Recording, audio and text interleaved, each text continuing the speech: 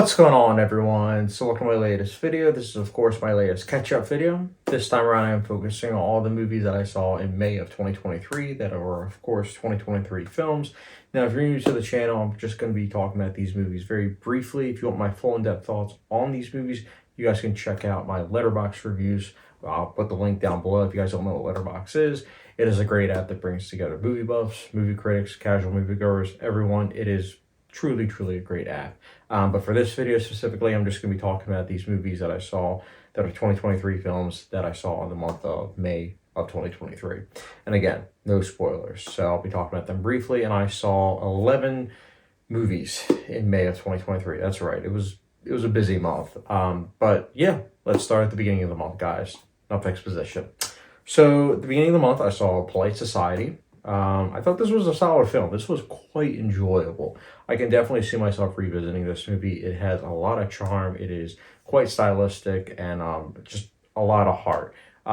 Not perfect. It does have some issues that I had with it personally, but it's a shame that this movie underperformed at the box office because I do feel as though this movie will find an audience down the line, and I hope that it's sooner than later because, again, it is quite an enjoyable film and thought it was quite solid. That's why I personally will be giving Polite Society a...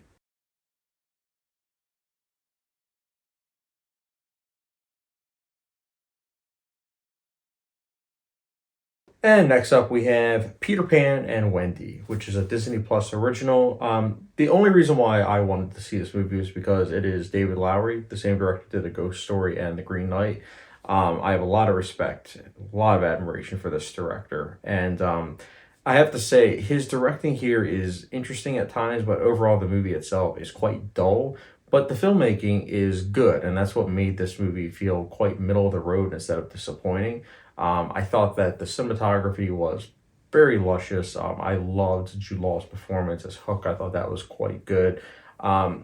Unfortunately, though, this is a pretty disposable movie. Nothing necessarily wrong with that, but I couldn't help but when the movie ended, my memory of the movie was fading as that was occurring. So I had to quickly write my review on Letterboxd. So I can understand why some people might like this movie, but a quick look up online, it seems like a lot of people don't like this movie. It's by no means a bad movie. I'm sitting here telling you that it's actually a movie that has competent filmmaking. It just unfortunately feels kind of disposable. But nonetheless, I'll give this a very light recommendation. And Pan and Wendy, I personally will be giving a...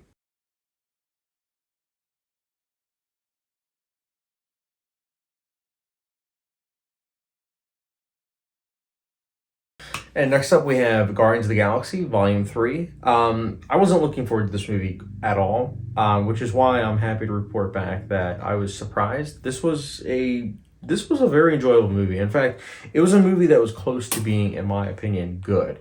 There were quite a bit of emotional moments, quite a bit of times where this movie surprisingly went into drama territory and not just trying to be comedic the way that this MCU formula is. And it's in those moments when the movie does get dark that I found it to be quite effective. Unfortunately, just like a lot of other MCU movies, when it gets dramatic, you can almost see the producer say, wait, you can't get too dark, you gotta add a joke. That's what it felt like. Every single time there was a dark moment, there just had to be a slice of humor, and it was just like, it felt very tonally inconsistent.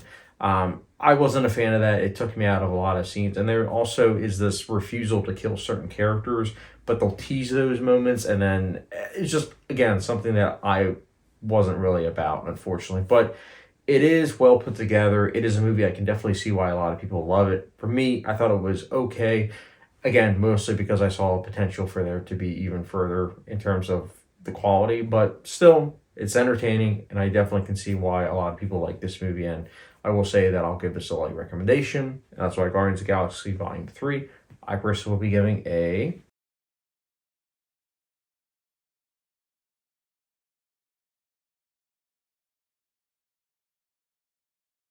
And next up, we have 80 for Brady.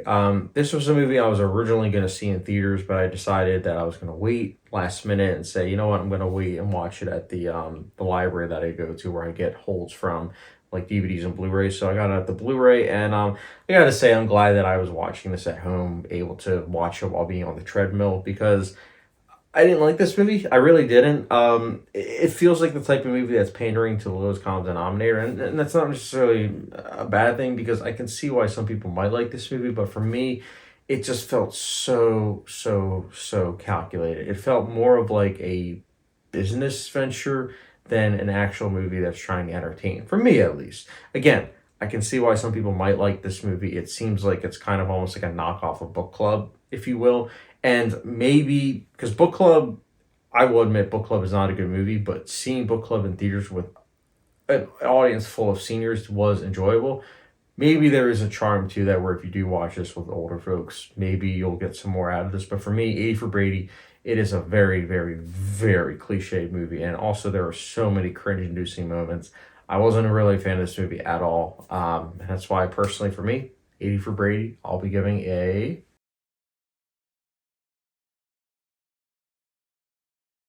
And next up, we have The Mother, which is Jennifer Lopez's latest movie, which is on Netflix.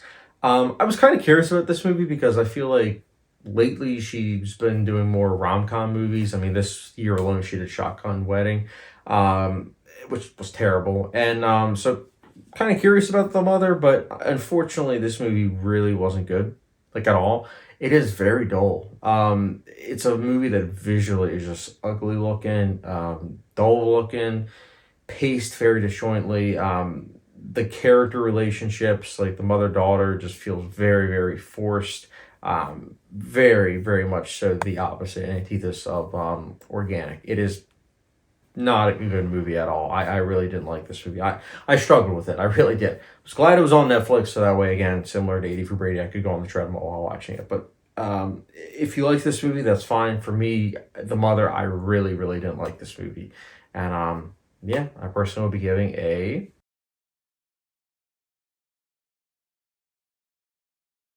And next up, we have Jennifer Lopez's husband's latest movie. That's right, Ben Affleck's latest movie, Hypnotic, which is also directed by Robert Rodriguez, the same director who did the Sin City movies. This movie really wasn't advertised that much, like at all. The trailer dropped like a month before it came out. It just so happened when I was scrolling on the AMC app, I saw Hypnotic, the title. I was like, okay, that sounds interesting. And then saw Ben Affleck was in it, and then Robert Rodriguez, and then I just said what I just said, which was, why isn't this really advertised? This sounds interesting. And then I saw the movie, and I understood why. It is a very very disappointing movie. There's definitely some intrigue early on. Like the intriguing thing about this movie is that despite you seeing the premise a billion times before, they still make it something where early on you're fascinating and kind of want to see where this is going. But then when you see where it's going, it's like, oh wow, this is even more generic than I thought it was going to be early on. And on top of that, there's just so much exposition that sticks out like a sore thumb. Ben Affleck also seems surprisingly bored by this movie, which I was too, to be frank, which is a bad sign because this movie really isn't that long, like at all. It's a very short movie. I wanted to like Hypnotic, I really did, especially because it is technically an original movie. So I'm all about, you know, trying to appreciate and love movies that aren't just IP based. But something like this, man, I struggled. I really wasn't hypnotized by this movie, if you will. And yeah, Hypnotic, I'll personally be giving a.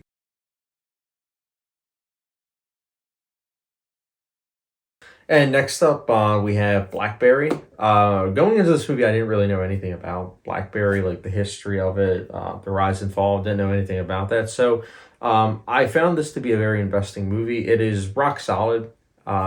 There's definitely some comparisons to The Social Network, and I'm just going to get it out of the way. Of course, it's not even close to being as great as as The Social Network, but BlackBerry still holds on its own. It is well acted. It's well edited, and I will say that the way it's structured is fascinating in itself as well. And I definitely think that watching this movie, you do gain knowledge about the topic, which is always a good thing. So overall, rock solid movie, Blackberry. I'll definitely recommend, and that's why I personally be giving Blackberry a.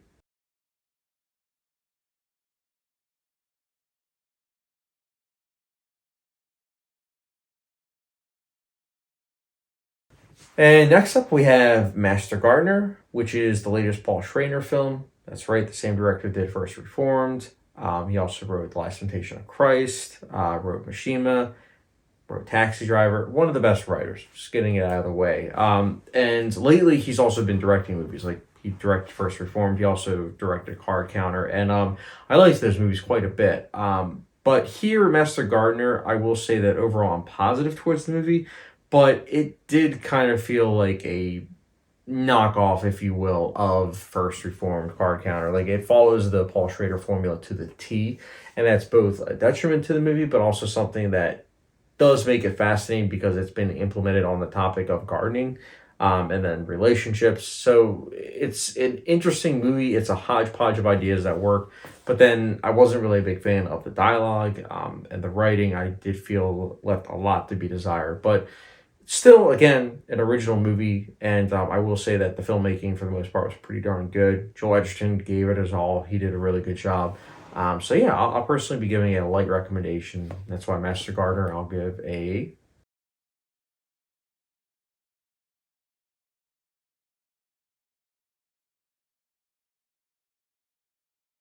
Next up, we have Fast 10, Fast X. This movie, well, first of all, this franchise is a mess. It's a mess, no question about it. Just look at the titles. The title seems to almost represent this franchise. I mean, they have no consistency whatsoever. I mean, a quick rant. You have the Fast and Furious. Then you have what is it? Too Fast, Too Furious. Then you have Fast and Furious Hokuto Drift. And then you have Fast and Furious. Then you have Fast Five. Then you have Fast and Furious Six. It's a very inconsistent franchise, and all of those things are right in line with Fast 10. Fast 10 is such an inconsistent, dumbed down, somehow 2.5 hour movie that has a terrible, terrible script, terrible, terrible cliffhanger ending, acting that is just it's truly hammy stuff. They're acting as if this is an Oscar caliber movie. It's not. It's again, it's a so bad it's good type movie almost. Like I watched this with a friend, and I gotta say, watching it with a friend made it so entertaining, even though this movie is not good at all. I really want to emphasize that it is not good at all. The filmmaking is really not good. Somehow this movie is $200 million, something along those lines, and they couldn't even get CGI fire right. I mean, that cliffhanger ending involving the fire, no, no. I didn't like this movie, but again, watching it with a friend, I liked that part. I liked the experience, but overall, Fast X, I'll personally be giving a.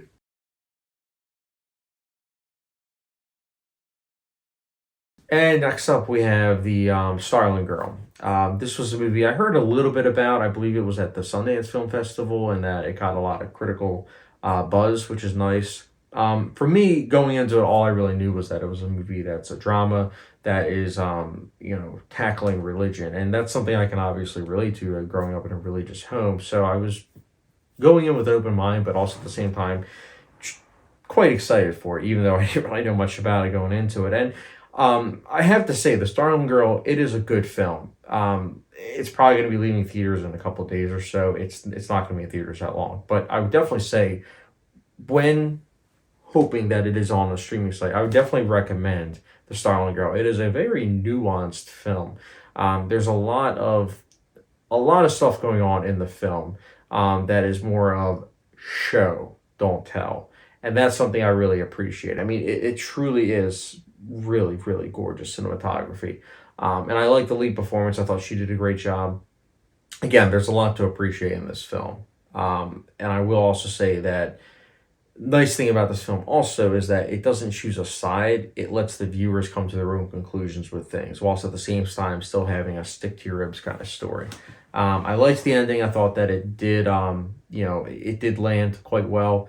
Yeah, I liked this film a bit. It is one of my favorite films of the year so far, and that's why for me, The Starling Girl, I'll personally be giving a.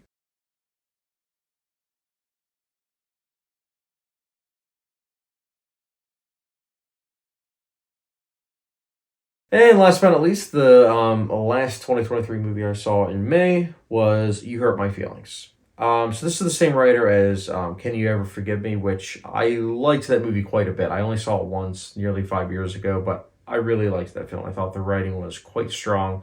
And here, You Hurt My Feelings, it is a very simple movie, nothing wrong with that. But it's a very simple movie that is elevated by the performances and some naturalistic feeling dialogue.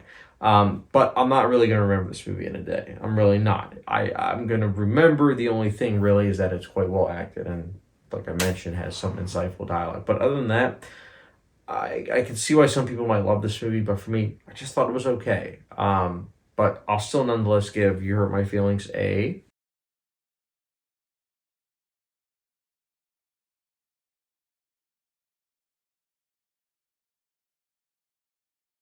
All right, guys, those are my thoughts on all the movies I saw of 2023 in May.